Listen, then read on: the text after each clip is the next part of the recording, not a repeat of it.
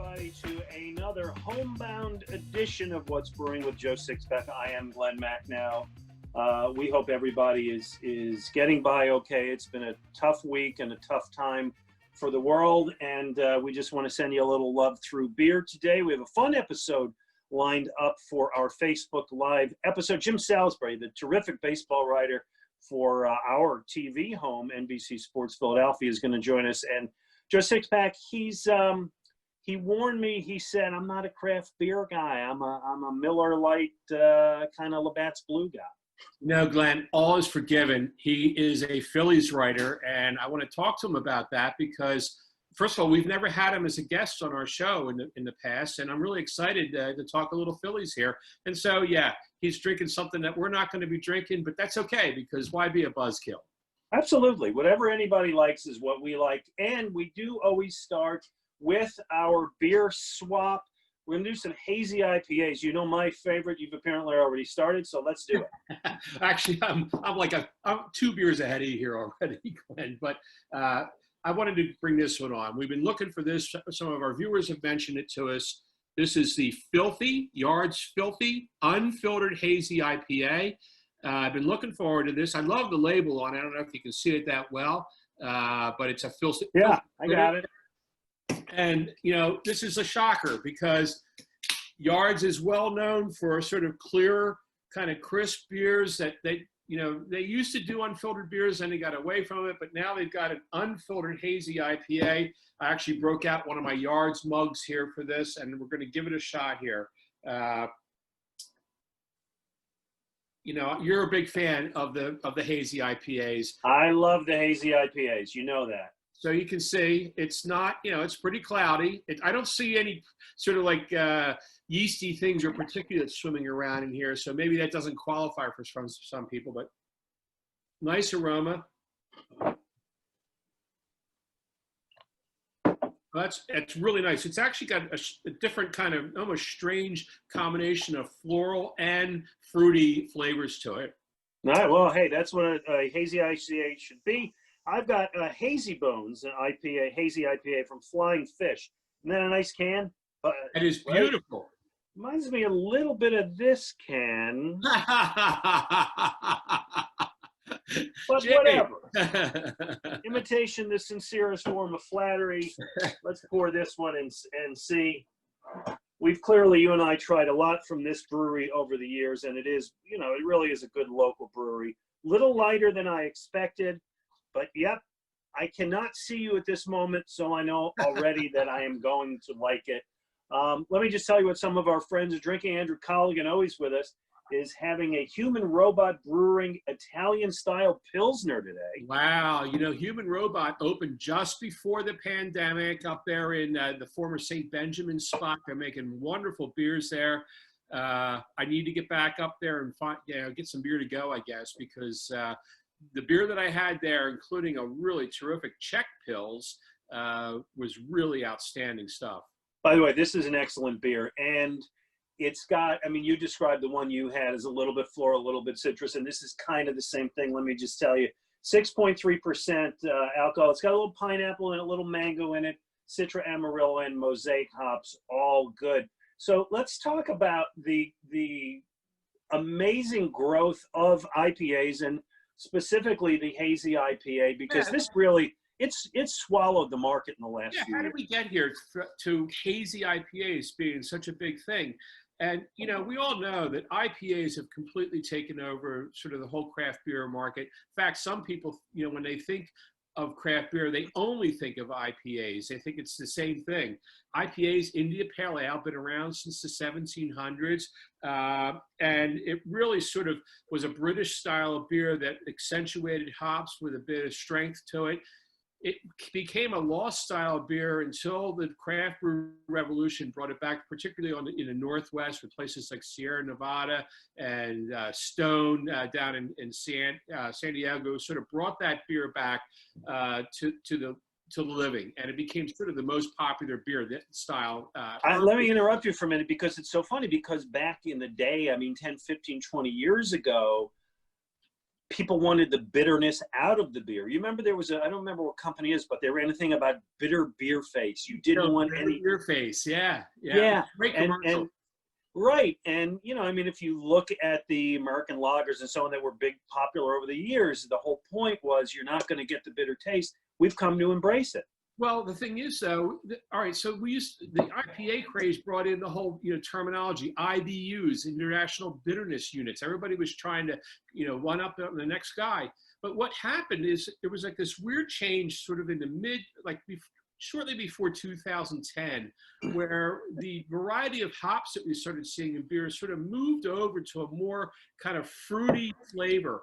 Ballast Point Sculpin was famous for this with their pineapple. Yeah. And so we started to move over to this fruity kind of flavor in IPAs.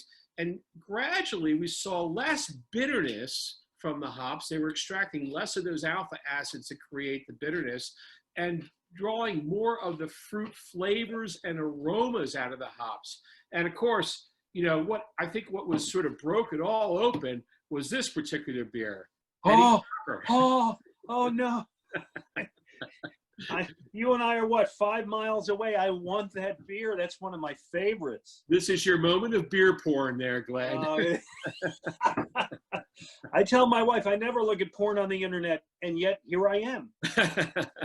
There is this beer was famously so cloudy that they told you should just drink it out of the can directly because they didn't want you to see how cloudy it was. But now the whole cloudiness aspect has become sort of something that is to be proud of and boasted about. So we see a lot of, so almost everybody, it seems like, and the fact that Yards and Flying Fish are both making hazy IPAs sort of gives you the idea that this is where beer is at right now, hazy IPAs. All right, let me tell you what some of our friends are drinking. Mike Vrieswijk, the greatest basketball player in the history of the Big Five, I kind of build him up every week, is having a new trail, Broken Heels, as hazy as it comes, yep. Steve Crispy is enjoying Beach Fuzz Belgian Wheat Ale with peach from Neshaminy Creek. Paul Zulak reminds us that Keystone was the bitter beer face, of course. And Michael Hull is having a beer that we're about to try. Well, you're about to try, the Neshaminy Sheets hot dog. So let's get into this one a little bit, because every Pennsylvanian forever has debated Sheets versus Wawa. I am clearly a Wawa guy. I imagine you growing up around here, you're a Wawa guy. I think most people in the Philadelphia area are. I think the closest Sheets to us might be up in Bethlehem. They're not really in the eastern part of the state. Yeah. There's always one when I go to Eagles practice, or used to go to Eagles practice when it was up in Lehigh Valley, there was one up there. Yeah. Anyway, so Wawa has produced a delicious coffee beer with 2SP. We've tried it. We've liked it. It's a good collaboration. Sheets has done a few, but now what they did, Joe Sixpack, is they tossed hot dogs into the brew kettle. They make their own hot dogs, which they call hop dogs. Very clever. And with Neshaminy Creek Brewing, a brewery we heretofore have liked. We visited them and enjoyed their beers quite a bit. And that was in the past. Go ahead. And now they have created at 128 Sheet stores around Pennsylvania. You can buy Project Hop Dog 16-ounce cans, and you got one. I did. I scored one. The great folks at Neshaminy Creek dropped some of this off at my place yesterday, and I've not tasted this. In fact, this is the only one I really chilled down. So I'm going to give it a shot because, we got to try a beer that's made specifically to pair and made with hot dogs. Come on, man. What's not to like? I don't know. We're going to talk about weird flavors. My hunch is that they're not going for the craft beer crowd here. You can get a 4-pack for $7.99. So I think it's an everyman beer. And I may not be every man in that. Looks okay. Tell me. Looks fine. Right. Hold on. Well, you know what first, Glenn? Before I taste this beer, I really do need to pair it with a hot dog, don't you think? If you got one. So I went out, not to Sheets, not to Wawa, but to 7-Eleven. Oh, no. Don't do it. Don't do it. a fresh hot dog, by which I mean it was made probably within the last 20 days. I don't know about that. This may predate the Trump administration. Oh gosh, that We'll looks. see. It was on those little rolly things. Yeah. Well, they cleaned that last year, so you should be fine. Okay, I'm going to give it a shot. Excuse me a few minutes while I choose this thing. All right. So while you try to get that one down, and good luck with that. I'm really curious. Well, now you've already eaten a hot dog. I'm curious if the beer tastes like a hot dog. All right, I'm going to swallow it now.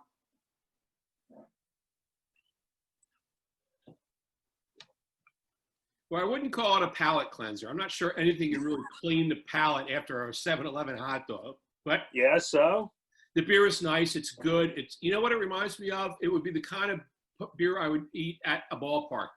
Or drink rather at a ballpark. It's light bodied. It seems like it would go good on a nice hot day with whatever I'm eating. So it's not a bad beer. It does not taste like hot dogs though. It does not. Okay, because they do cook it with the hot dogs in it. Well, this got us into thinking and asking our friends out there, our viewers, the oddest beer flavors you have tried, because hot dog beer certainly has got to make the top 5. And I'll tell you going in, because we've done a few of them over the years, I enjoyed that Wells banana bread beer. I know you did not, if I recall, right? It was a little sweet for me. And also bananas and beer just don't really make it for me that much. As opposed to hot dogs, that works for you. That worked for me. And I once had a Southern Tier creme brulee, which was kind of cool because with creme brulee, when they run the blowtorch over the sugar, it caramelizes it, and the beer had that kind of caramelized sugar taste, and I actually enjoyed it. How about you? The first time I tasted that beer, I hated it. The second time I had it on draft, and I loved it. It was outstanding. Maybe it's better on draft. I'm not too sure, but that's sort of I'm not even sure if Southern Tier makes that beer anymore, to be honest with you, but it was a good beer. I remember one time when I had you actually on as a radio guest, you were trying to convince me that somebody who made a local pizza beer wasn't that bad. Pizza beer is actually not that bad. I don't think he's making it anymore. A guy out in the Midwest named Tom Seaforth was making that beer. And I did as much as I could to help him promote that beer because it was such an unusual one. I think he's more into the ingredients of pizza, but it did, in fact, taste like pizza in a bottle. Basil. It actually tasted like basil and oregano and tomato in a bottle. And that was good. I wouldn't go as far as good, but I would say it was not horrible. Okay. You remember the defunct Prism Brewery around these parts? I know they would try all kinds of odd bacon, peppermint, whatever nonsense. Right. They did not make it. So, and you and I have talked about this back when we did the podcast. There are a lot that have been done with cereals, unusual cereal flavors. There was a Wheaties beer one time we tried. That was pretty good, actually. Yeah. There was, I think they made a Fruity Pebbles beer. A Captain Crunch beer has been tried.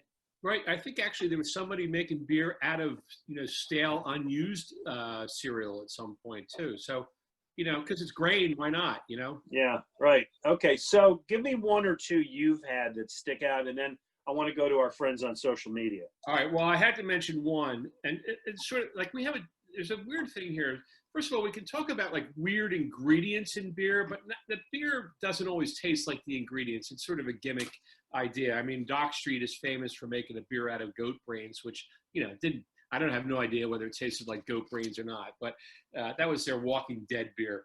But I will say one beer that is notable that was pretty amazing was I believe this is from, maybe it was Denver. I think it might have been Wingcoat Brewery that made Rocky Mountain Oyster Stout. Oh, I once had those. I lost a bet on the air to Jody McDonald, and the loser had to eat Rocky Mountain oysters. And I did, and it's the thought of it that's creepy more than the taste. Yeah, I can't really say that the beer tasted like balls, but it was the aroma of balls is really what you want to go for in that beer.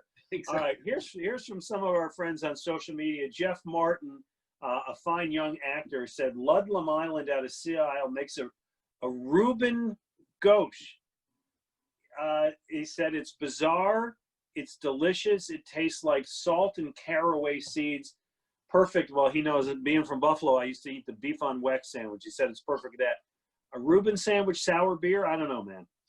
the sour part's losing me. But I've had beer that tasted with the caraway seeds in it, and it's not bad. Yeah, the caraway seeds, yes. The corned beef, I don't know. Alemonger said, easy one for me, Ballast Point, Indra Kunindra, curry, kaffir, lime, cayenne infused stout. That might be good. Lime and cayenne, yeah, that sounds interesting. I would go for that. Matthew Musari, a bacon beer from Philadelphia area brewery. He doesn't want to name it. He said it wasn't good, and the problem was the local Whole Foods where he got it could not get the taste out of the lines when it kicked, and said it spoiled the next beers on the line. How does bacon spoil anything? Come on. Well, depends what you're going for. Vinch said, I had my first orange sickle milkshake beer, tasted like a cold baby aspirin. Oh, yeah, I know that taste. That would be obnoxious. Not beer. This one, tell me if you've ever had this, because this sounds intriguing to me. All the times we've talked about Boilermakers and the South Philly Special and so on.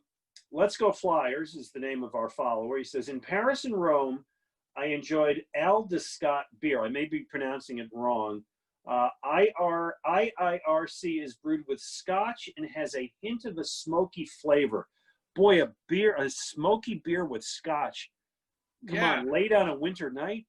I would be pretty good. Maybe it's even like little peat roasted grain. I don't know. That sounds good. I would go for that.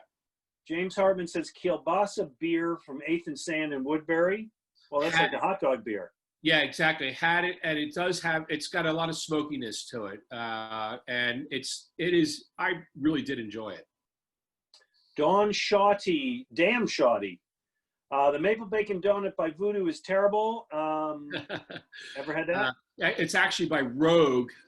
Voodoo is the name of the donut maker out there, and I think Voodoo Donuts in Oregon, yeah. Right. And I think I tried to force you to drink it one time, Glenn, and you just wouldn't have anything to do with it. And he also says the pork roll porter from Flying Fish isn't that bad. You know what? I'm not sure if we had that one or not. We're getting a lot of meat products, man. Well, think about the sort of like the smokiness aspect in there. That's where they're pushing that to get that meat flavor. Okay, so I was looking around. I'm kind of limited to what I have around the house, and one of our favorite breweries is Ship Bottom, and they've been a big friend of the show. And some of their beer, their chocolate stout, cinnamon stout, is one of my favorites. So this is their Sticky Fingers Saltwater Taffy IPA Pina Colada beer. I have not tried it. I anticipate I'm going to hate it. We're going to try it now. Let's give it a shot, Glenn. Saltwater taffy, it's basically sugar, so you can put that in beer. The Pina Colada aspect of it has me a little bit nervous. Yeah, here we go. Oh, I smell the sweet. Right away, I smell the sweet. All right, here we go. Oh, no, that's horrible. No, listen, as we've said, and I love and appreciate this brewery, and I appreciate their support and friendship on the show. Oh, no. Not into that. Okay. I got to get my Flying Fish back. Excuse me. You talk while I drink heavily. Okay. Well, Glenn, actually, we have a guest coming up on our show now, Jim Salisbury from let me see if I can. NBC Sports Philadelphia. NBC Sports Philadelphia. Let me get him in here. We'll see if we can get him on here. Jim is a terrific baseball writer, has been for a long time in this city, covering the Phillies, does just a terrific job, and really knows a ton about Major League Baseball as soon as we get Jim. So how much are you missing baseball right now, Glenn? Pardon me? How much are you missing baseball right now? Oh, I miss baseball so much right now. And let's go to Jim. You're sideways, Jim, but that's okay. Jim, make sure you hit the unmute button. There we go. Because I think right now you're on mute, Jim. Jim looking good. Jim, we'll ask you the question you asked me. How much you missing baseball right now? Oh man. Can you hear me? Yes. Yeah, we got you now. I don't even know if I can tell you how much I'm missing it, because I don't know if I can put it into words. It's been a part of my life for since day one. My dad was a high school coach, and his practices were my babysitter. I'd go there after school and hang out. And so I've been around the game literally my whole life, and covering it has been really a dream come true. And yeah, it's a major void. You know, you look up at 1:30 in the afternoon, you think it's time to start heading over to Citizens Bank Park. And instead you're trying to come up with something to write about to provide some content. Yeah. So I love the game, and I miss it a ton, man. Yeah, you know, I'm still in this pattern where sometimes at night, like after dinner at night, I'll think like, I got nothing to do tonight. I got no work tonight. It's like, oh, you know what? I'll just find the Phillies. Oh, no, there's no baseball. Baseball, this time of the year, the joy of baseball is that it's there every night, and now it's not. So I'll tell you, I feel bad for the little leaguers. You know, when I was a kid and I had a little league game, I would stare out the window all day when I was at school. I would stare out the window all day waiting for that little league game. And when it was raining, I was in a horrible mood. So to drive by these empty little league fields, it's really sad. High school seniors losing their senior years, softball and baseball, lacrosse. It's just really sad to see. no, you're absolutely right. So listen, this is a show, and we're going to get into baseball in a moment, but it is a show about beer, which means you had to come with a beer in hand. What's in the Salisbury refrigerator? So in the refrigerator, you know, I'm kind of when it comes to, I'm not really I don't have a sophisticated palate when it comes to beers. I like, you know, a light beer, kind of a yellow beer. I think maybe you guys correctly, is that called a Pilsner? It can be a Pilsner. I like a Pilsner. I brought a Labatt's Blue Light, and this was probably my go-to beer.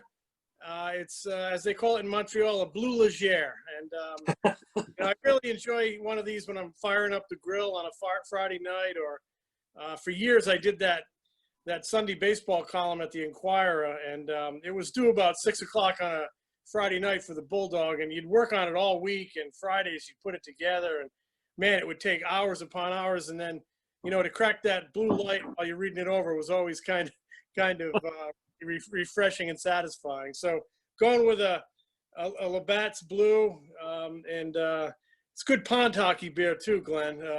It's a real hockey beer. Growing up in New England, played a lot of pond hockey, and you know, you kind of put these, you'd have two logs as the goals, two pieces of firewood, and you'd kind of put that next to it and hope nobody would knock it over. I think that's great. Listen, I grew up in upstate New York, did the same thing. With me, it was Molson, but same difference. You drink it straight out of the bottle or in a glass? Well, I'm having it out of a bottle for visual effect, but I like it out of a cold glass. Okay. I don't know why. What does that say? I just always liked a beer out of a cold glass. Matter of fact, my baseball writing friends make fun of me because I always insist on a really biting cold glass. Fair enough. Well, like we said at the top of the show, we're not here to kill anybody's buzz. So enjoy it today while we talk more about the Phillies. Yes. Wait, before we get to the Phillies, you're a Rhode Island guy. Yep. Right? Yes. Were you, because we've done some stuff before on Narragansett. Were you, and I know you said your grandfather owned a liquor store? My grandfather, my maternal grandfather, Tim Reardon, and his brother owned a liquor store called Reardon's Liquors on Chalkstone Avenue in Providence, Rhode Island. They owned that for many years. It was in the family. And, you know, we'd always have Narragansett sort of knickknacks and swag around from the Narragansett Brewery. I think we had a clock in the house at one point, probably worth a lot of money right now. But, yeah, Narragansett was a big beer when I was a kid. And then it really disappeared. I think it was bought out. And it's enjoyed a renaissance recently. They used to sponsor the Red Sox games when I was a kid. I remember Kurt Gowdy saying, you know, hey, neighbor, have a Gansett. And then Schaefer ended up becoming the Red Sox sponsor after I think Narragansett went into limbo a little bit. But they're back now. And, you know, and back in force. I've been down in Philadelphia now for 27 years. So sometime in that point they came back. But when I get up there now in the summer, they actually make a shandy that is really good. In Rhode Island, we have a thing called frozen lemonade. It's a lot like water ice down here in Philly. And up there, the iconic frozen lemonade is called Dell's. It's very good. very refreshing. And they've partnered with Narragansett, and they have a sort of a shandy now, a lemon shandy that is really, really tasty. So yeah, Narragansett, a big Rhode Island beer, and I enjoy, when I get up there having one of those shandies with my brothers. I've had that Dell's Shandy before, and I never knew what the background on it was. Yeah, it's two real iconic Rhode Island brands. Like if you talk about Rhode Island, for a little state, it's got a lot of iconic foods and drinks. It's got coffee milk, which coffee syrup made by a local company called Autocrat. Sort of, you put the syrup in your milk as a kid and you grew up. And we had these things called hot wieners. They were little hot dogs with meat sauce and onions and mustard. And they have another great hot dog up there, which every time I go up there, I load up on, called Soggies. I bring them back, I throw them on the grill, and they're great. And you can have one of those while you're having a Narragansett shandy, Dell's Shandy. It's a cool little place to play what Angelo Cataldi says. Yeah. I'm sure it's right up here with this 7-Eleven hot dog that I've been gnawing through. So. Before you came on, we did a thing. Sheetz, the chain of convenience stores that tries to imitate Wawa, has come out with a hot dog beer. And so Joe Sixpack gave that a try and accompanied it with a 7-Eleven hot dog. So if he doesn't make it to the end of the show, it's you and me today, Jim. Let's just talk about baseball. I mean, we all see the back and forth, and I think it's a lot of posturing. I hope it's a lot of posturing. Should we be optimistic that we're going to get at least some semblance of a season? I agree with you. I've covered a lot of these labor disputes. I remember standing out on Park Ave at midnight one night in the early 2000s. They were hammering out a basic agreement. This was after the strike, and no way they were going to go that way again. So, yeah, I tend to think it's a lot of posturing, digging in, saber rattling, kind of whatever you want to call it. And I talk to people on both sides who are plugged in, and I sense cautious optimism from both sides. Now, does that mean we're definitely going to have baseball? No, but I think both sides realize it would be really stupid not to have baseball. I think they know that it would be very ruinous for the game to just disappear basically for 18 months since the last World Series and not come back till next year. And who knows what form you're going to come back in next year if you totally annihilate this season. I mean, you're not going to sell a season ticket this winter. That's right. Going to hurt revenues even more, hurt owners even more. And you're also not going to have much of a free agent season for these players that even beyond the Mookie Bettses and JT Realmutos, the big guys, you're going to have a whole army of second-tier free agents looking to, stay employed and have their paydays, and those are going to disappear as well. I just don't think, Glenn, either side has the guts to kill this season. But, it is baseball. They shoot themselves in the foot. They do. I maintain some level of confidence that we're going to see this sport return sometime in early July. I really hope so. But, I'm almost sort of lost the story here, like the theme here of what the Phillies are right now, because we've had such a long break. I mean, I had to pinch myself to remember that Joe Girardi's now the manager of this team. So is that going to be an issue for the fans, do you think?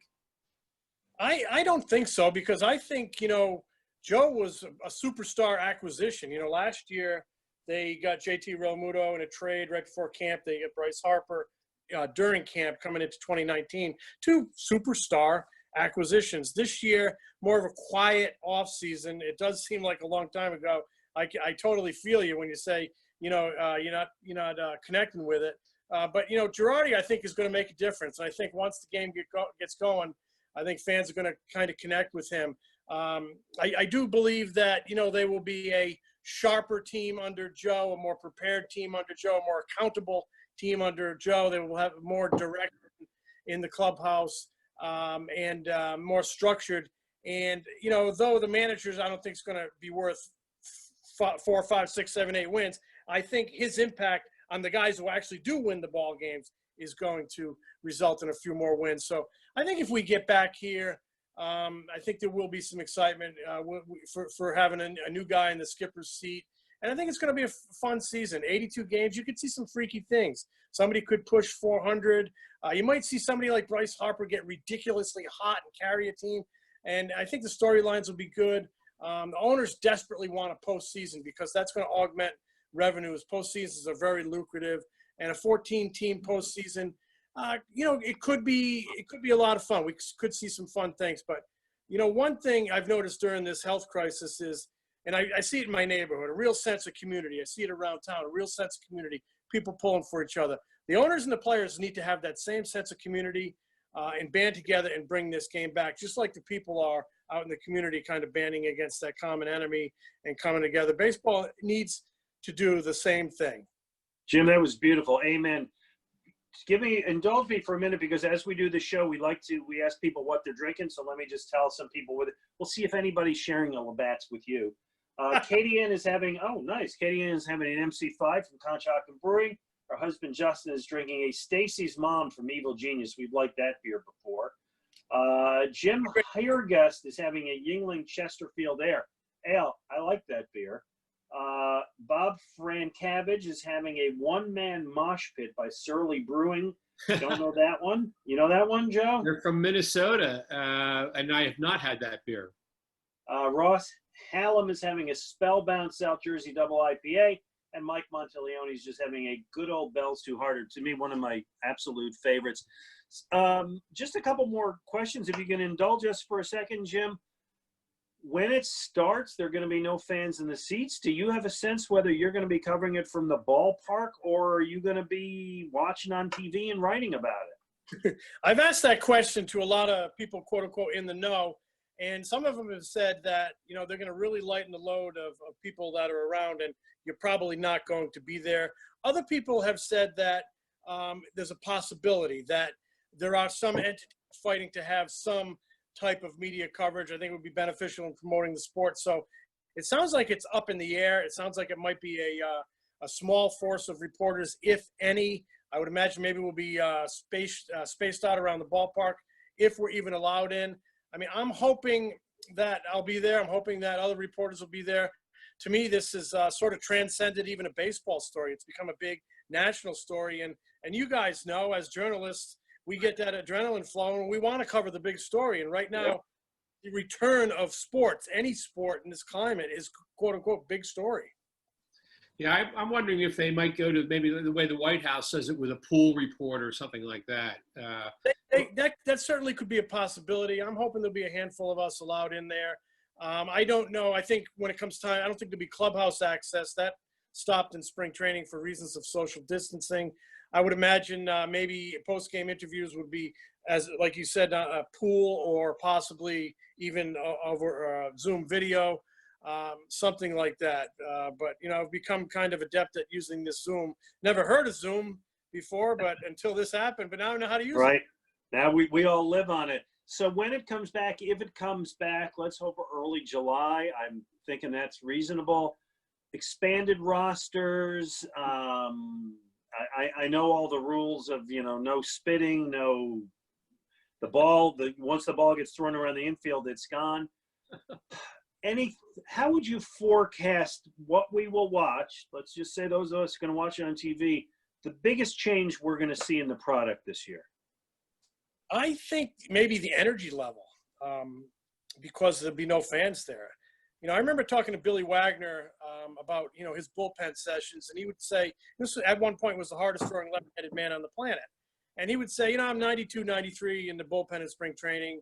I need a big league ballpark. I need that second deck. I need the lights. And most of all, I need the adrenaline of the fans to start reaching triple digits. And I think a lot of guys you look at the energy Bryce Harper plays with. He feeds off the crowd from the time he crosses that white line. He goes out and bows to the people in right field. He feeds off energy. All these guys feed off that energy. Even guys that you might think are low key, a guy like Aaron Nola, you're not human if you don't feed off the energy. Playing in the big leagues is what you dreamed about your whole life. And having that energy is a great motivation, and take your performance to another level. So I think that's going to be the biggest difference. Watching the game, how quiet it is, seeing if a player goes through all his normal mannerisms and energy and his emotions, just because there's nobody in the stands. I'm interested to see if that affects the quality of play. I think an energetic ball player is a good ball player. I think you take talent and you add energy to it. Now you have something special. Any player who can't muster that energy on his own without the help of the fans is probably not going to be on top of his game, and is going to get run over because that guy on the mound is still trying to do something special with the baseball. Yeah. I'm also curious to see how these guys are going to stop spitting. Because Right, that's an essential part of baseball. Come on. It is. Every ball player I know spits. I go out in my backyard. The first thing I do is spit. When he catches the ball, he licks his fingers and he rubs it up. I don't know how they're going to stop that. And I'll tell you, if you're a third baseman and you're thinking about, I better not spit, then your concentration has ebbed a little bit, and you might get one right off the shin. To play that game, you have to be 100% concentrated because, in the batter's box, you got that pill coming at you, moving 3 directions at 95 miles an hour. In the field, it's coming off the bat at 110 miles an hour. If anything gets in the way of your concentration, the ball's going to be by you or it's going to hit you and you're going to get hurt. So I think matters of energy and concentration are going to be what I'm most fascinated to see. Well, I'm sorry. Go ahead, Joe. No, I appreciate that insight. Although I have to say, we talk about like how players will play without all the cheering. I wonder how they're going to play, at least the visitors, how they're going to play without all the booing that they should expect here in Philadelphia.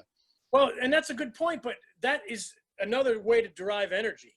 Because my feeling is you only boo good players. I've had many, many conversations about this with Chipper Jones and why he loved Shea Stadium, why he named his kid Shea, why he loved playing in Philadelphia. He loved the energy and the motivation that he derived from getting booed, from being the enemy in that ballpark. And he was a great guy. To me, he was like, you booed him because he was good. He was sort of a noble adversary, He was a guy you booed for those reasons. And getting booed, I mean, if you're thick-skinned and you're the right kind of athlete, that can be a tremendous motivator as well. Schilling used to say it all the time. There's nothing more exciting than walking into a full ballpark, a loud ballpark, and shutting everybody the hell up. So, I think that there's a lot of merit to that. All right, last one for me. I noticed you're wearing the Project 34 T-shirt today. It is the 10th anniversary of the Roy Halladay Perfect Game. There's also going to be an ESPN special on him today. Our mutual friend Todd Zalecki's written a good book on Halladay. Are you wearing the shirt for a reason? Actually, I wear the shirt all the time. It's a different 34. Roy Halladay indeed was number 34. Project 34 was started by a young man in Arizona named Corey Hahn, great ball player at Arizona State, suffered a spinal cord injury while playing for Arizona State, now works in the scouting department of the Arizona Diamondbacks. And this is his charity for spinal cord injuries. My daughter 3 years ago suffered a spinal cord injury, so I've gotten to know Corey, and it's a charity near and dear to my heart, so I threw it on. It also happens to be Doc's number 10 years ago tonight, Glenn. And Joe, I was sitting in that ballpark in Miami, and I remember sneaking in the back room to watch the Flyers game a little bit because they were playing in the Stanley Cup Finals. I was at that Flyers game that night. In the press boxes, people started looking at their computers and following the game on that little ESPN Live thing. And about the 5th inning, I said to myself, fifth inning, we're in the 5th inning in about 20 minutes, and I say to myself, I got to get out here and focus on this game. Heck with the Flyers. I mean, Doc was just dealing. It was a great memory. One of the best parts of my job is you're watching people at the top of their game, the top of their profession, Major League Baseball players. And then when you watch greatness within that, it can be really special. And every time he took the mound, I felt like I was watching greatness. So it was really special. Every time from 2007 to 2011, those Phillies team with, Ryan Howard, Jimmy Rollins, Chase Utley, Cole Hamels, Ruiz, Charlie Manuel.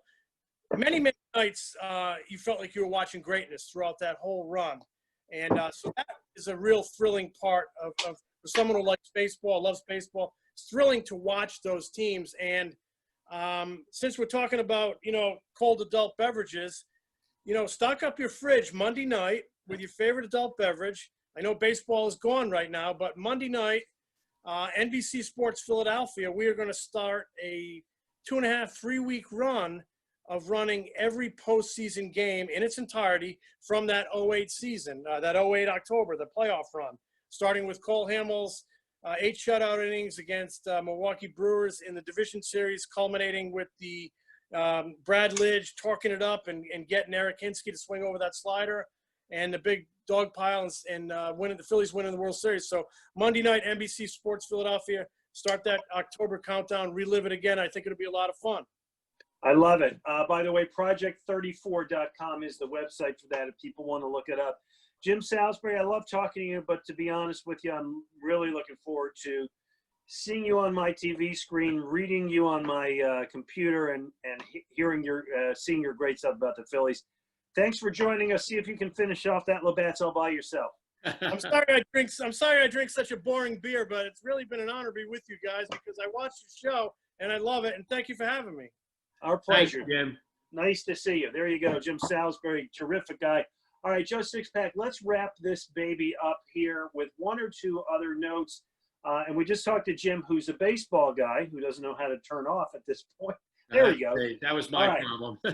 All right. So as we're talking baseball, Departed Souls, a brewery that I do not know. They're fairly local. Is that correct? They're up in Jersey City, and I've been there. And they were actually known for their gluten beer. That's what drew me up there, was to see if somebody could make a decent gluten beer. But they did make. I'm assuming gluten-free is what you mean. I'm sorry, gluten-free. Yeah.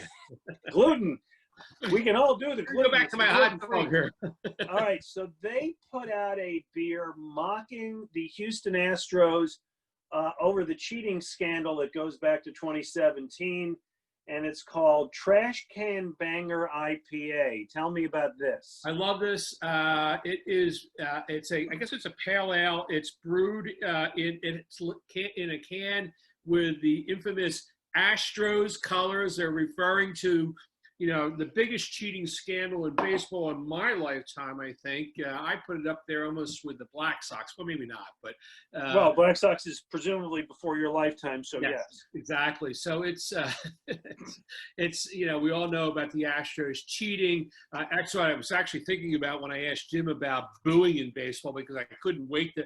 I'm not a booer. I really never been a Philly boo bird, but something like that I think deserves boos. And this brewery up in North Jersey, Departed Souls, did a little bit of their own booing or trolling by producing this Trash Can Banger IPA. Okay, clever idea, really bad timing, because it would have worked in April. It might have worked up until May, but the scandal kind of came and went during the pandemic, and when baseball comes back, I don't think people are going to be focused on that. I also saw the can, a picture of the can, and I thought it was kind of uninspired. It's a mock-up of the Astros uniforms from back in the 80s, right? When they did the Nolan Ryan Astros. And I guess my other question to you is, why would a New Jersey brewery get focused on this? I think he's just a baseball fan. He's appalled by that bad behavior.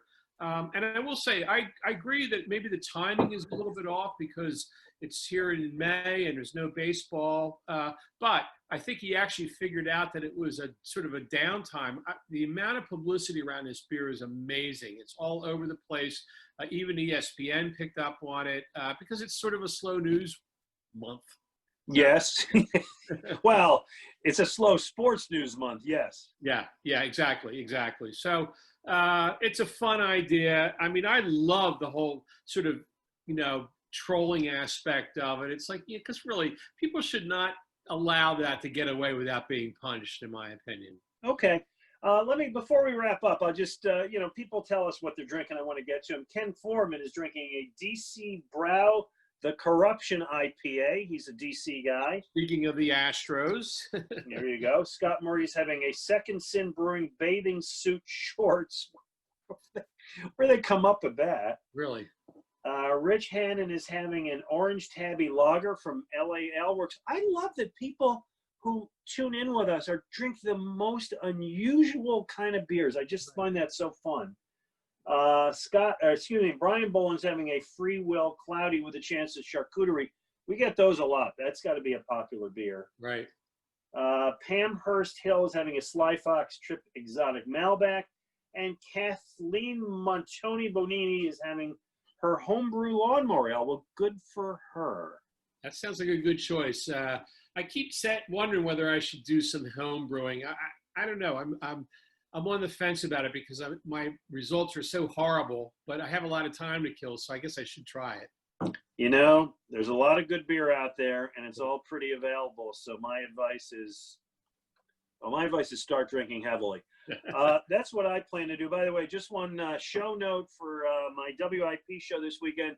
We've been doing a feature, Ray Didinger and I, called Tell Us Your Story, since sports kind of shut down. George Foreman is going to be our guest tomorrow at noon for a good 45 minutes. Wow. And George Foreman's got some good stories to tell. Absolutely. You should grill him. There you go. By the way, you know what they paid him for that endorsement? It was a boatload of money, I remember. $130 million. Wow. Yeah, they don't pay us that to drink beer. In fact, we're making nothing. But listen, thank you, everybody, for joining us. Joe Sixpack, I hope you and your wife have a great weekend. We'll do same back at you. Can't wait to get together with you again, Glenn. Maybe I'll bring some of this heady topper over for you. Yeah. Save one or two, just one or two. Everybody, thank you so much, everybody, for hanging out with us, and a great weekend. Stay safe, everybody. We'll see you next week on What's Brewing.